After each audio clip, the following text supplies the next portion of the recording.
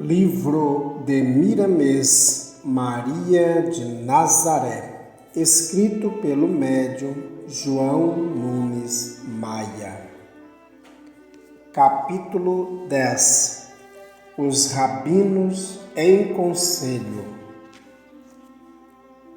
Como ocorria nas grandes cidades, Jerusalém era cercada por fortes muralhas, mostrando assim a sua defesa ante os assaltos de conquistadores de várias épocas, com as entradas vigiadas por esquadrões fortemente armados. Em certas circunstâncias, eram anotados os nomes das pessoas com as respectivas procedências, além de demoradamente investigadas pelos policiais judeus e romanos, cujo domínio era total na cidade. Dentro da muralha via-se grande área cercada e zelosamente cuidada por muitos servos gregos e mesmo judeus, e no centro o palácio de Herodes, ostentando força e poder para governar o povo liberto pelo legislador hebreu. Ao lado, o palácio de Caifás e adiante o palácio dos Macabeus.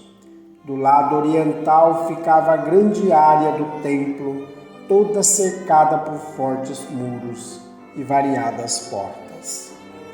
Jerusalém, considerada a gema da Palestina, além de ser a terra dos profetas, reunia em si todas as qualidades para a concentração dos grandes poderes. Na Palestina existia a legião dos profetas, grupo de homens qualificados como homens de Deus, que falavam mais diretamente com os emissários do Senhor, transmitindo as notícias dos céus para os que estavam envolvidos no ambiente da terra. Era uma organização unificada a serviço do bem da coletividade. Foi em Ramá que surgiu a primeira legião dos profetas, fundada e dirigida pelo profeta Samuel, espírito altamente evoluído, sabia exemplificar os conceitos sérios que recebia das altas esferas espirituais. Essas escolas das profecias se multiplicavam em determinado tempo e depois desapareceram com a vinda do Cristo por não mais haver necessidade delas. Até em Jericó houve uma dessas escolas.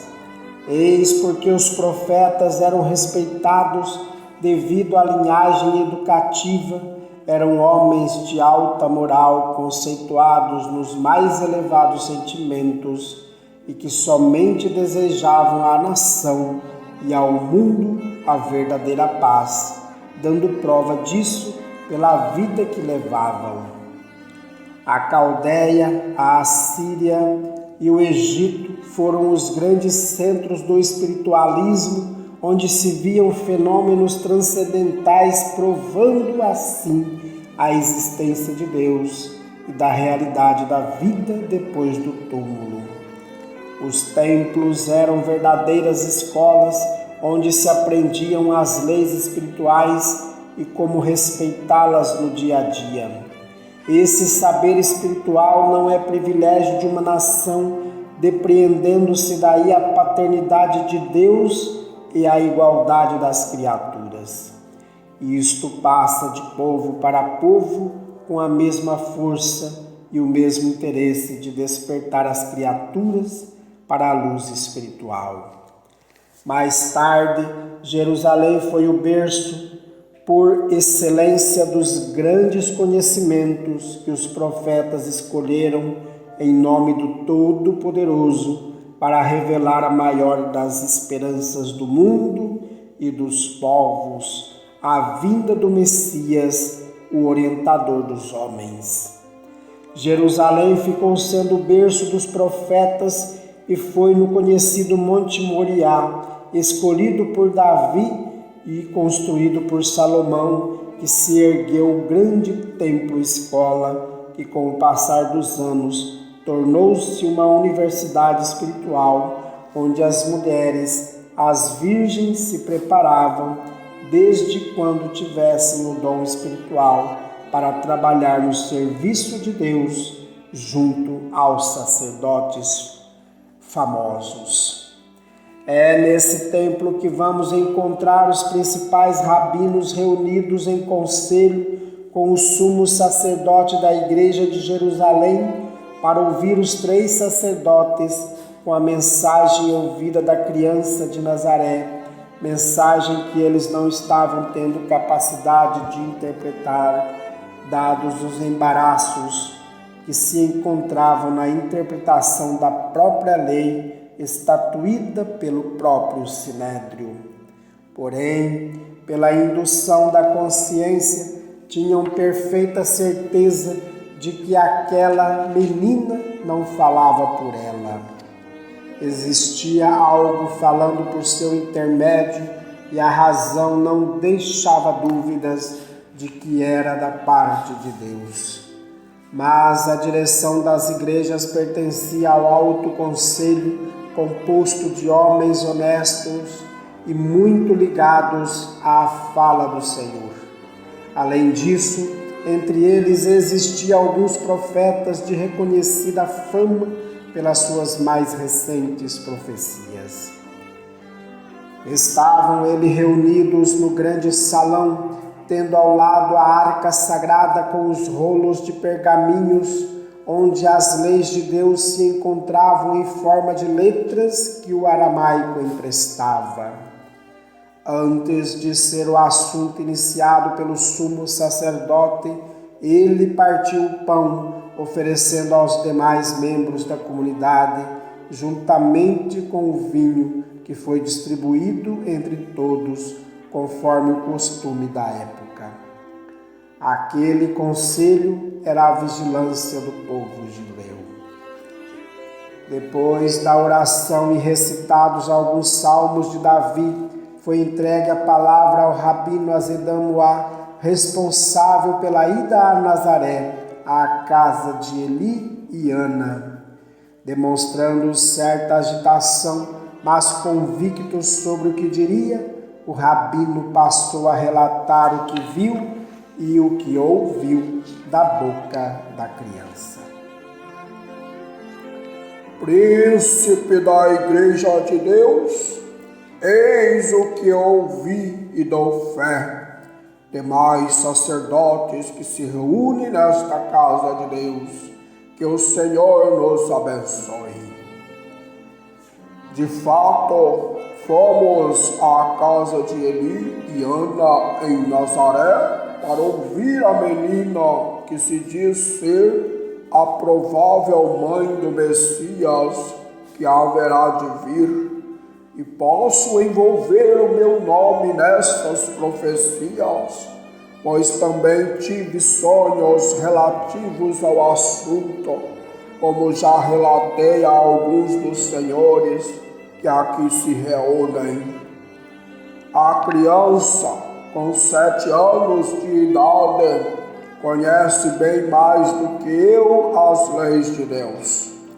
Quando diverge do que está escrito, não deixa de explicar que assim como evoluímos, as leis se transformam, mas com o mesmo respeito às bases das revelações. Na verdade, eu vos digo que nunca em tempo algum ouvi tal sabedoria. A meu ver, ela fala com a boca de Deus e nos instrui com a sabedoria dos anjos. Se podemos interpretar como sendo inspirada pelos anjos do mal, que podem se revestir de luz para enganar até aos escolhidos de Deus, estaremos diante de um Deus que sabe menos que eles. As suas palavras não caem em contradições. Fiquei atento e nada consegui observar que pudesse ser contestado. Ela conhece todas as regras do bem viver e sempre incentiva o bem comum, falando de coisas a que nós, os sacerdotes, ainda estamos apegados, que vivemos à custa dos sofredores pelas regras do dízimo, sem que as nossas mãos rendam frutos, pelo menos para nós próprios, e que somente procuramos defender os nossos interesses, esquecendo que somos pastores responsáveis pelo bem-estar das ovelhas. Sei que são palavras duras para serem repetidas diante de vós, principalmente os que dirigem uma comunidade como esta, mas creio que é essa a verdade. Peço desculpas e mesmo perdão se porventura ofendo alguém nesta casa de Deus.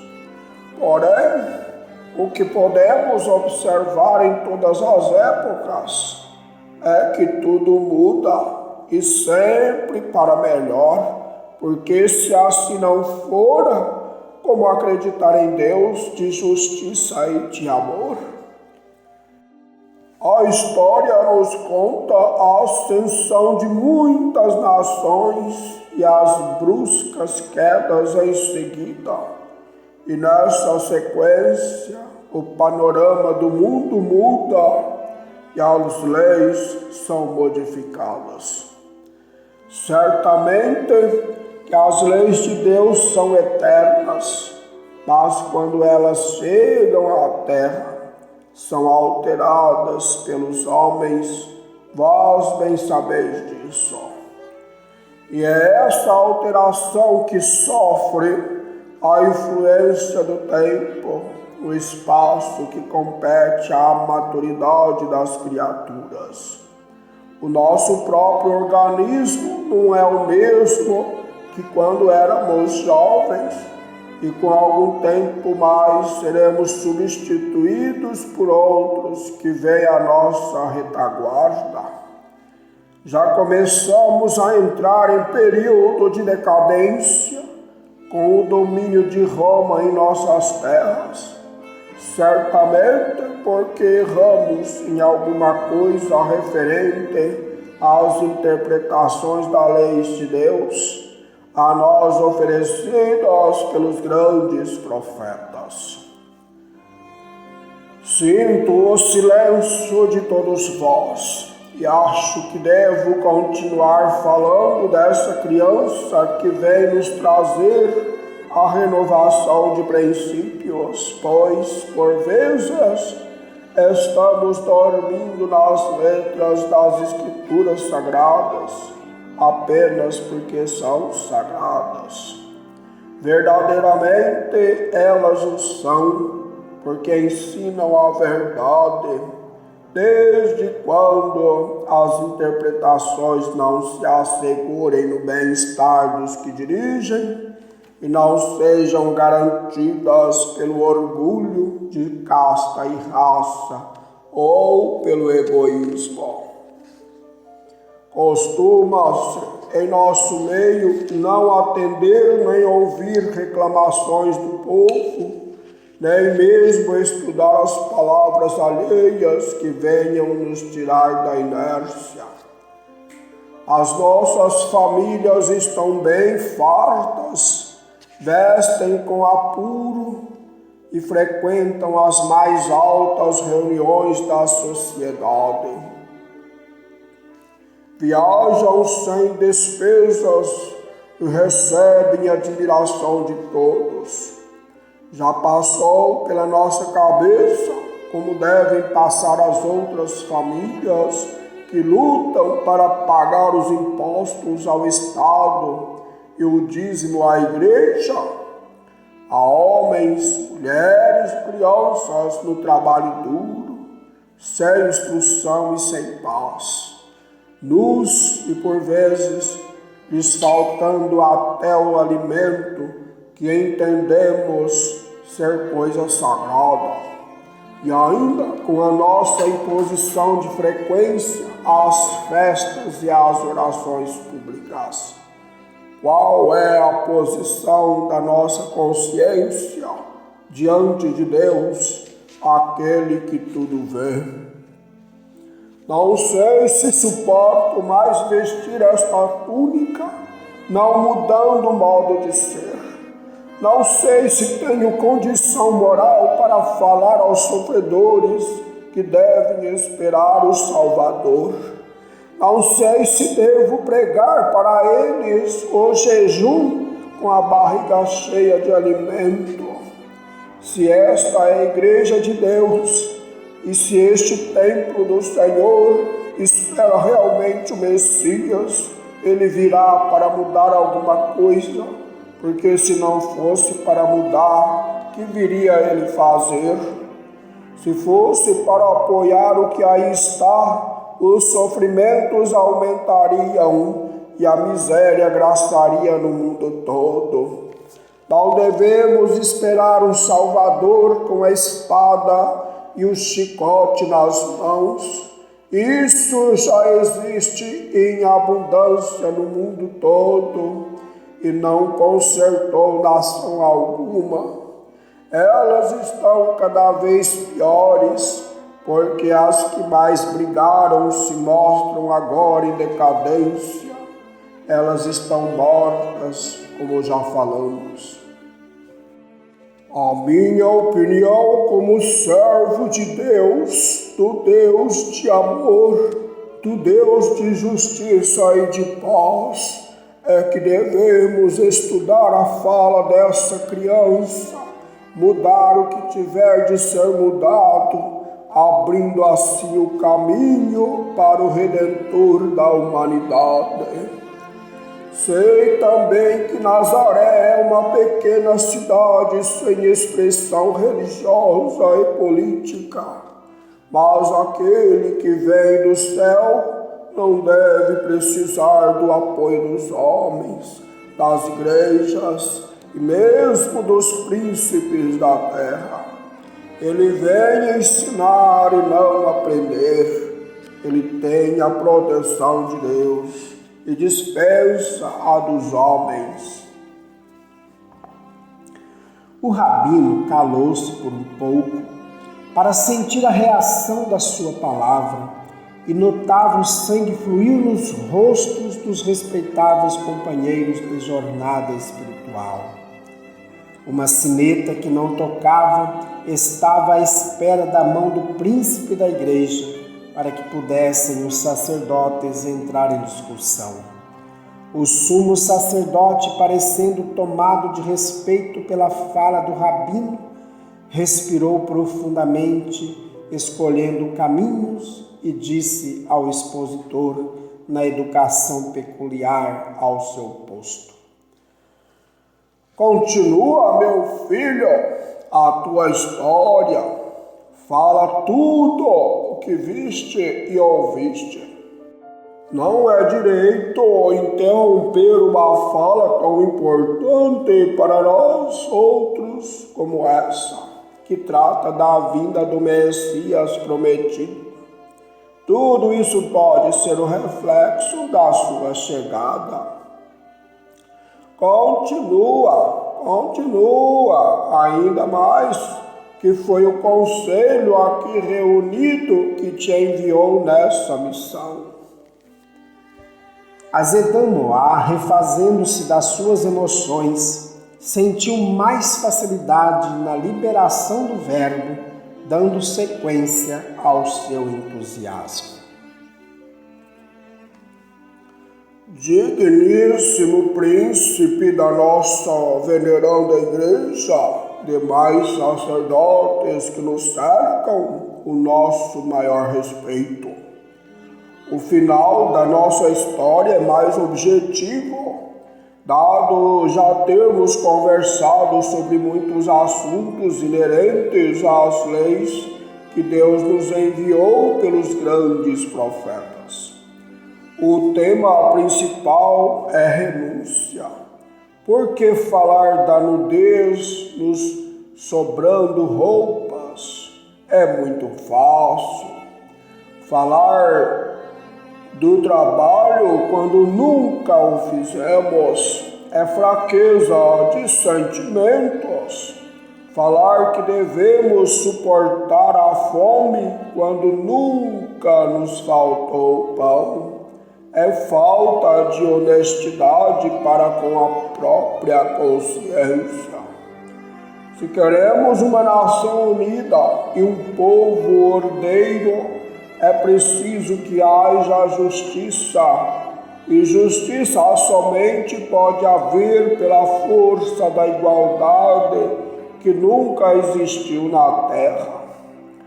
E é essa doutrina que aquela menina de 7 anos de idade prega. Sei que isso não é dela. Ela é um instrumento que entendo como sendo de Deus.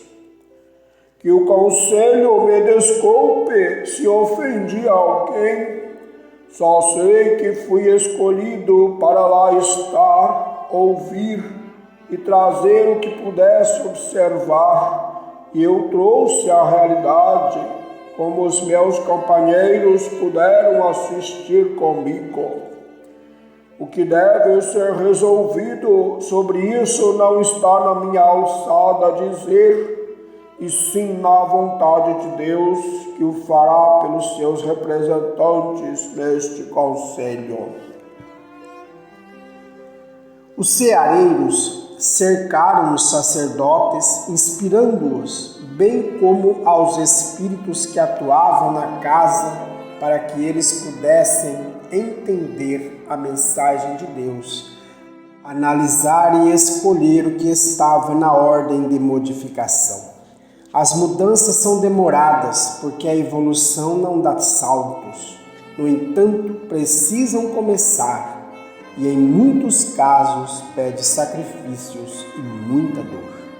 Para tanto, existem muitos missionários que se entregam a essa dura tarefa, servindo de instrumento para as verdades eternas. O príncipe da sinagoga franziu o semblante, demonstrando autoridade, e disse em palavras compassadas: Tenho uma opinião já formada sobre o assunto ventilado nesta casa acerca da menina.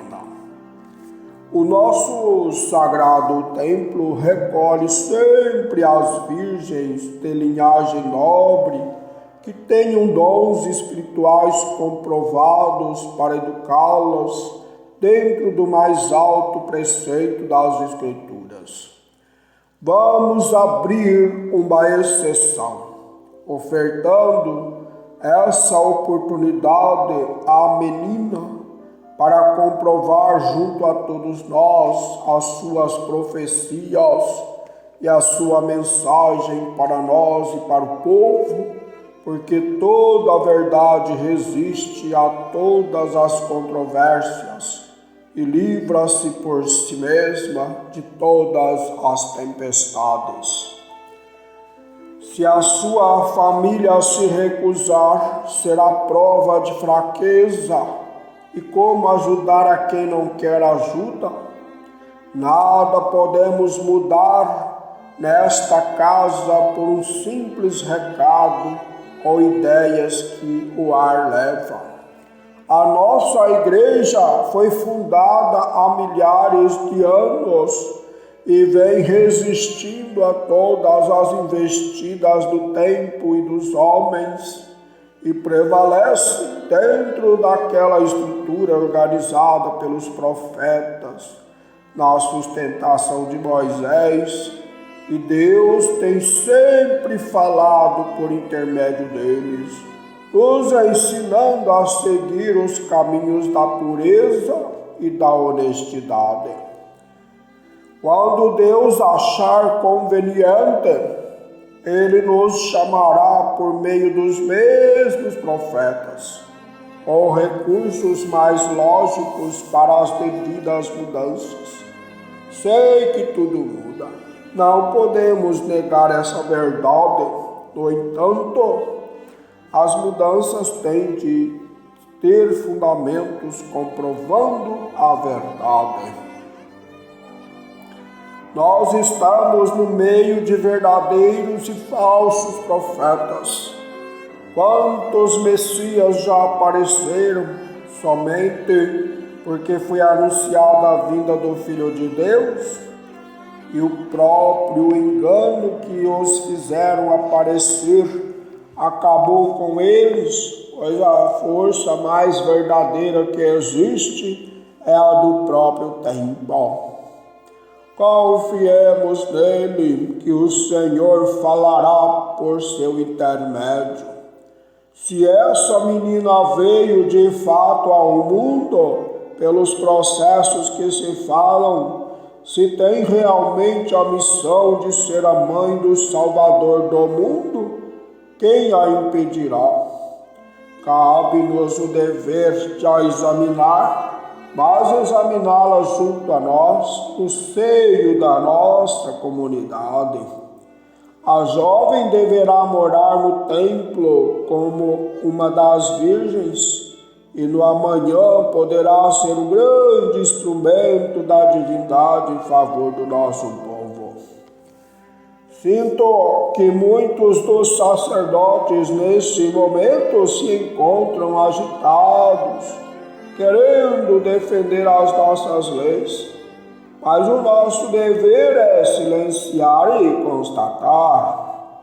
Com essa menina morando aqui no templo de Deus, teremos muito tempo para ouvir as suas histórias e nos certificarmos dos seus ideais.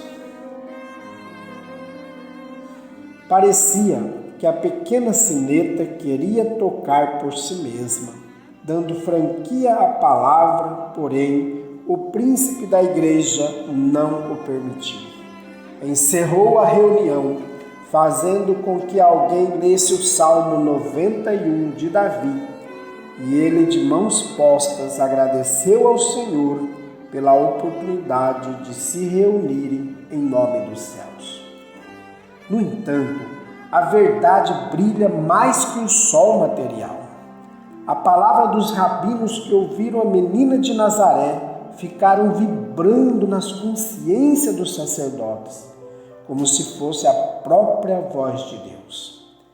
Ainda mais que os ceareiros reuniram-se com eles, inspirando-os, pois os clarins da eternidade soavam, mostrando a hora de serem levadas aos homens novas modalidades de entendimento, dando cumprimento ao que se havia dito nas Escrituras. Tudo o que estava acontecendo era verdadeiramente o reflexo da descida do Messias. Os sacerdotes saíram em pequenos grupos, espalhando-se pelo grande pátio. Alguns, alterados com o assunto da reunião, mostraram que desejavam manifestar suas opiniões sobre o caso, que o templo e o povo precisavam de defesa e que eles é que estavam na qualidade de dar amparo à sua casa e ao seu trabalho. Um grupo de rabinos dos mais exaltados discutia, apoiado em um banco de pedra, onde o artesão mostrara suas qualidades de artista. Os mantos felpudos e as capas brilhantes mostravam a posição daqueles homens na casa de Deus. Na arrogância de cada um, seria possível crer que a verdade somente poderia sair dos seus rubros lábios. Esses filhos de rica procedência, que viviam no dízimo, suor e sangue do povo sofredor, se manifestavam de forma rebelde. O mais exaltado, de nome Alim Ben-Ur, assim se expressou: a nossa igreja, a igreja de Deus, tem sofrido nos últimos anos ataques sutis como esse que acabamos de ouvir. Dá para entender que é uma mensagem dos céus, mas no fundo podemos acreditar ter a mãozinha de Satanás que sempre investe sobre a luz. Não foi pedida a nossa opinião, talvez o seja em outra oportunidade, e aí é que vamos defender os nossos direitos. Estamos em uma posição de certo destaque, como não? Nós temos a nossa linhagem porque nossos ancestrais fundamentaram a verdade e cumpriram as leis de Deus retamente, e o Senhor confiou neles, entregando-lhes a herança que eles e nós merecemos por direito divino e humano. Tomou fôlego e acrescentou com disfarçado sorriso: não precisamos ser tomados por irritações sem fundamento. Isso é conversa de uma criança de apenas 7 anos, ainda sem noção de responsabilidade. Não sei por que nos reunimos para ouvir tais coisas. Não deve merecer nossa atenção, pelo menos a minha. Eu vou esquecer. O rabino Azedã Moá tem mudado muito de uns tempos para cá. As ideias dele parecem não ter concordância com as nossas. Ele tem sido tolerado, dado a sua educação que certamente deve agradecer à nossa comunidade.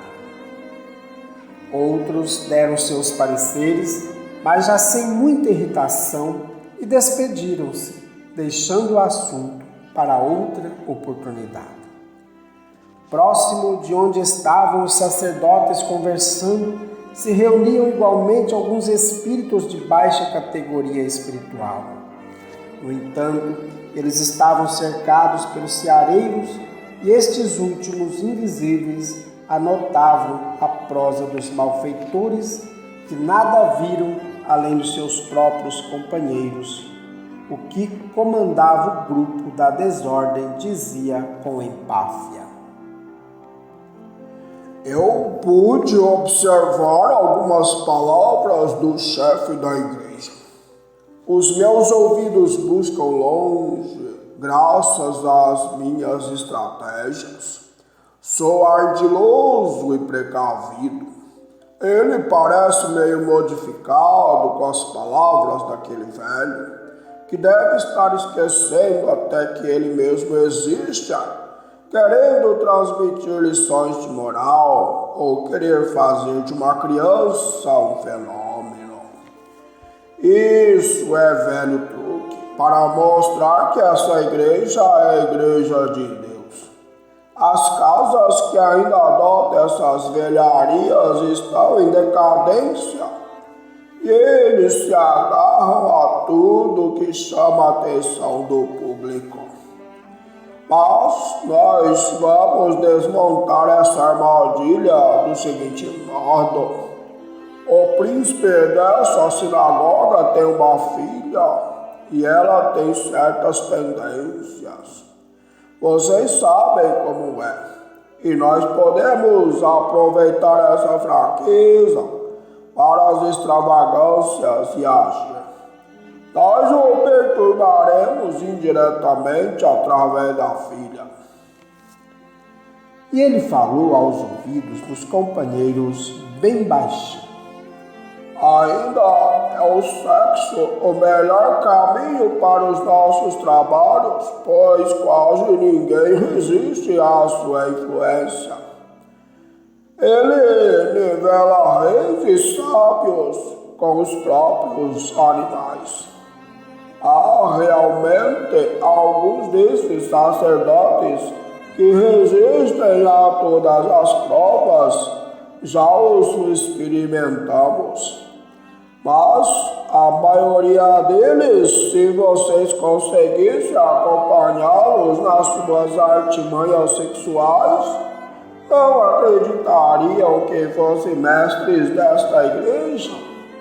Eu os conheço bem, porque posso acompanhá-los com as qualidades que conquistei. A filha do príncipe da sinagoga não tem classificação.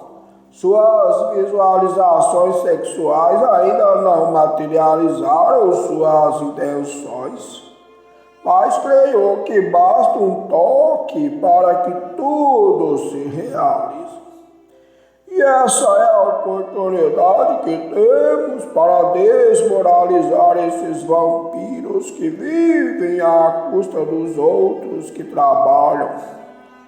Ainda mais, desnortearemos o velho Azedamoá com as suas ilusões sobre a menina que profetizam será a mãe do Messias prometido. Quantos já vieram aí e o fim deles, filhos dos céus assistido pelo Todo-Poderoso, foi a masmorra e o apedrejamento? Onde estavam os anjos que os assistiam? E acrescentou com humor que desdenha o caráter. De anjos está cheia a terra e nada melhorou até hoje. Até as sinagogas têm cada um, tem asas e tem tudo. Depois vamos nos reunir com mais tempo. Agora não devemos facilitar que as paredes têm ouvidos e as próprias árvores olhos para nos observar. Todo cuidado é pouco nos nossos trabalhos. Os ceareiros anotaram o assunto de que eles já desconfiavam e procuraram visitar a casa do príncipe da igreja para tratar dos rumos que deveriam tomar acerca do que poderiam fazer em favor da jovem visada. Os espíritos das sombras se dividiram para quando se aproximasse o dia, estivessem liberados para o que quisessem fazer. Os ceareiros partiram para a residência do príncipe da sinagoga. De fato, era um palácio, pois o sumo sacerdote tinha de ter, segundo eles, razoável apresentação. Como receber reis e sábios, profetas e santos em uma casa simples. A jovem descansava em um divã romano com leves toques de arte egípcia. Era uma virgem que estava sendo experimentada na escola do templo, a caminho das sacerdotisas. Estava a moça quase dormindo depois de um rico repasto, com os nervos relaxados, como um felino siamês no descanso costumeiro. A sua mente ativa deslizava em todas as modalidades de sensações, e ao seu lado um guia espiritual lhe transmitia ideias de elevada pureza pelos fios dos pensamentos que ela percebia. Às vezes demorava-se no entendimento, como se estivesse lendo uma carta. Depois abria de leve os grandes olhos límpidos como o céu de estio, balançava a cabeça como se estivesse sendo atormentada e vagueava os sentimentos para outras regiões onde o sexo era o ponto forte das suas emoções. No espaço de minutos levantou-se, bateu palmas e logo apareceu uma aia a lhe oferecer os préstimos. Pouco depois esta voltou com fartas frutas e refrescos costumeiros. A moça sorveu alguns goles, comendo as delícias da natureza, desejando ir ao banho e depois à meditação, ouvindo um suave cântico da aia. No momento em que a filha do sumo sacerdote entregou-se ao sono no aposento, determinado para o recolhimento, acercaram-se dela alguns dos ceareiros em perfeita consonância com os sentimentos da moça, e um deles lhes falou ao coração: Minha filha, sabemos dos teus sentimentos do bem. Somos conscientes do trabalho de amor que ergues junto aos que sofrem e, como filha do príncipe da sinagoga, tens maiores condições para a continuidade deste labor divino de ajudar os que sofrem fome e injustiça. Deves continuar sem interferência de certas regras da igreja. Dá pão a quem tem fome, veste os que estão nus e não te esqueças de transmitir aos ignorantes o respeito pelas leis de Deus em primeiro lugar, depois as leis humanas sujeitas às mudanças. A moça, em comunhão com as forças espirituais, sentia um prazer profundo nunca antes sentido por ela e ouvia perfeitamente a voz dentro da cabeça, como se fosse conversando com outra pessoa frente a frente, e aquilo lhe agradou profundamente. Passaram-lhe maiores sensações que as costumeiras visualizações de clichês na área do sexo. Encontraram um canal excelente de emoções espirituais e balbuciou um entendimento mental com a entidade neste tom gracioso de mente a mente, na sutil vibração dos pensamentos. Não sei com quem falo, mas seja quem for, o meu prazer é grandioso, experiência que nunca tive e de que os sacerdotes nunca me falaram. Acho isto o maior dos prêmios que deve ser comum entre os santos e profetas. Como eles devem ser felizes! Queira o Senhor que eu possa merecer essa felicidade. Se é anjo que me fala, que seja o meu e ficarei feliz para a eternidade. Lágrimas escorriam em suas lindas faces e um sorriso de emoção divina abriu em seu coração a porta para o concerto da própria vida.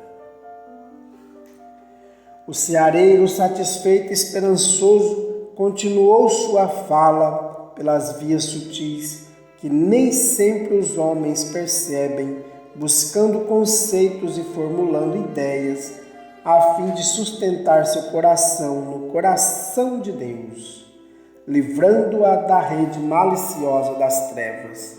Prosseguiu despejando luzes no coração da jovem. É bom que não te esqueças de que, como estamos falando ao teu sensível coração, podes escutar outras falas que não sejam a nossa, e para que reconheças de onde vem, se do bem ou do mal, basta analisares o que ouvires. Procura o discernimento que logo sentirás se é luz ou se são trevas. Sabe que as palavras têm um sentido e cada uma significa algo na profundidade que lhe é própria. Os rolos sagrados que lês todos os dias te darão algumas noções do bem e do mal. Os provérbios do rei Salomão estão cheios de instruções elevadas, como a fala de Davi e tantos outros profetas. E fora das Escrituras existem inúmeros livros que teu pai possui, de conceitos altamente respeitosos, onde poderás beber a água da vida, concretizando o teu saber e elevando o teu coração para o coração de Deus. Estás sendo espreitada pelas sombras, ou no dizer das sinagogas, estás sendo seguida por Satanás, mas na verdade mal algum pode desfazer o bem quando este se afiniza com os sentimentos. Se mudares o modo de pensar, se fizeres esforços compatíveis com o amor que te procura, o mal não encontrará ressonância nos teus caminhos e serás ajudada por abrires as portas para a luz. Os teus sentimentos do bem e do amor para com o próximo é que nos atraíram. Somos muitos a teu favor e todos gostamos de ti pelo que és. Continua na escola da sinagoga, pois ela é uma defesa que pode te amparar. Todavia, tem cuidado com determinados sacerdotes que podem servir de instrumento para as trevas e te procurar pelos fios de falsos sentimentos, fazendo-te cair pelo processo de ativação de emoções desregradas, sem as devidas responsabilidades, e teu pai sofrerá as consequências dessas investidas. Não des acesso a pensamentos negativos, que eles abrem estrada a criaturas inconvenientes, sem que percebas, para a invasão aos teus sentimentos. O equilíbrio dos valores é processo de milênios e conquista na área do tempo, sem a ajuda dos já experimentados, dos que se encontram na dianteira, não conseguiremos vitórias. Uns dependemos sempre dos outros na pauta da vida. Se estás sentindo grande bem-estar em nos ouvir, o nosso prazer é bem maior em poder conversar contigo e, em nome de Deus, dar-te as mãos para que possas sair desta encruzilhada e te conscientizares do caminho a seguir. Fala com teu pai sobre os teus pensamentos, que ele te dará novas forças e ficará contente com a tua decisão de educar-te. Lisiane, este era o nome da jovem, foi amparada pela aia ao sair do êxtase, recostou-se em fartos travesseiros, relembrando tudo que tinha ouvido, descobrindo em seu coração um céu de que somente os místicos podem desfrutar. Estava ela à beira das tentações e pensamentos extrovertidos cruzaram seu cérebro, confundindo seus mais puros sentimentos. Porém, os ceareiros empenhados na renovação do ambiente para a vinda do Messias puderam alcançar a sensibilidade dos seus dons e colocá-la acima dos impulsos inferiores, entregando seu coração para o trabalho dos mensageiros de Deus na escola do templo. Ela começou a apagar a sua vista para o mundo exterior e acender o sol no campo imenso da vida interna, descobrindo o universo interior. Quando conversou com seu pai sobre tais assuntos, ele abriu seu coração e passou a ensinar à filha recursos contra as investidas das trevas, ajudando-a na necessária autoeducação. A moça, renovada, quando entrou novamente na sinagoga, dominando seus mais profundos sentimentos, tornou-se reconhecível para os tais espíritos que já estavam espreitando seus passos para a perdição dos seus valores morais.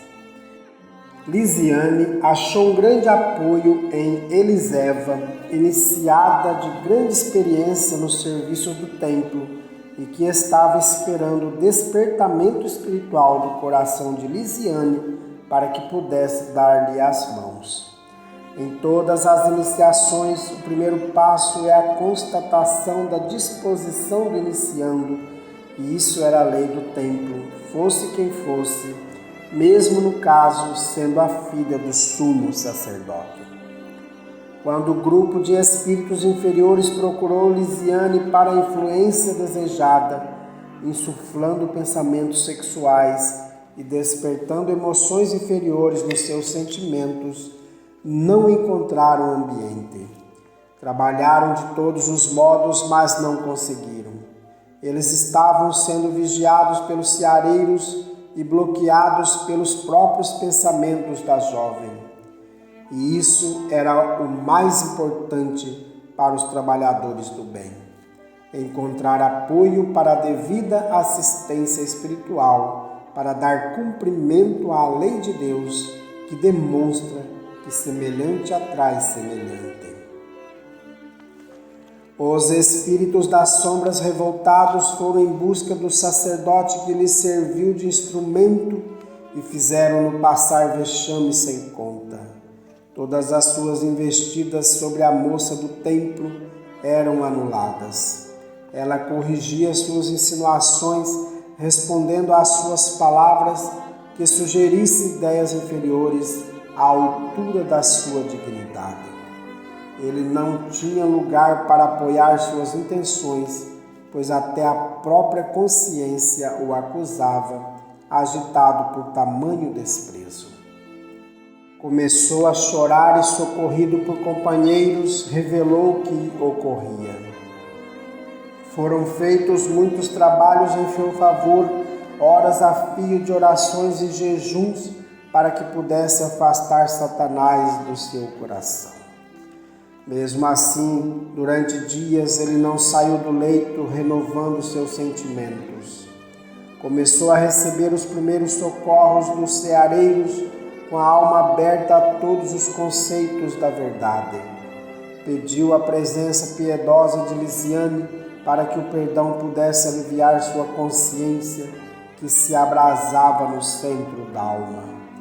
Ela ouviu o sacerdote arrependido e beijou-lhe as mãos, como se ele fosse um pai, na presença espiritual dos ceareiros, que manifestaram sua alegria e cantaram hinos de louvor àquele que tudo fez com amor, esperando o amor puro de todos nós, no campo dos nossos sentimentos. O amor de Deus transcende todas as nossas análises. Nada é desprezado. Até o próprio erro é aproveitado como adubo para o bem eterno. A humanidade caminha sempre para a frente e nenhuma mão humana pode deter sua marcha. O mundo invisível trabalha constantemente para o aperfeiçoamento da terra com aqueles que nela vivem. Tudo se realiza sem violência. O tempo e o esforço próprio são duas forças indispensáveis em toda a criação do Senhor. As sombras têm um limite nas suas atuações. Quando começam a ultrapassar certas divisas, dá-se a intervenção da luz com a garantia de Deus. Os ceareiros estavam apostos em Jerusalém, onde estabeleceram o seu quartel-general para trabalharem como mandava o dever. Foi criado um posto de socorro espiritual nos céus da Palestina, pairando em cima do Monte Tabor, de maneira a dar assistência a todos aqueles empenhados no bem da humanidade, como também uma pequena aldeia espiritual para esclarecimento dos espíritos recambiados à esfera terrena, que estivessem em condições de receber a luz do entendimento. O trabalho foi muito grande e entre mentes apareciam de todos os lados companheiros de esferas elevadas para ajudar na difícil tarefa do entendimento. A própria Maria de Nazaré, no desdobramento natural do sono, comparecia como voluntária investida na escola do amor, onde não faltava com a sua valiosa cooperação. Mesmo já estando liberada, dado estar nos liames da carne, não faltava com a sua presença proveitosa e santa. E Léo comandava uma equipe de estrelas de Deus, criando naqueles céus orientais um ambiente acolhedor e convidando aos que desejassem cooperar para o trabalho do bem comum. A notícia da vinda do Messias se espalhava por toda a terra como um raio e cresciam as esperanças no futuro de todas as nações e de todos os povos. Tantos homens ilustres chegavam a Jerusalém inspirados pela luz espiritual para ajudar a limpar as veredas, como espíritos de todos os reinos da terra se aproximavam da cidade escolhida, trazendo ajuda muito carinhosa da natureza para que fosse alcançado o objetivo de maior interesse de todas as criaturas, a vinda do Rei da Terra, o Pastor Maior, que vinha nos ensinar a todos a maior das virtudes dos céus e da terra, que vinha nos ensinar a amar, amando-nos sem distinção.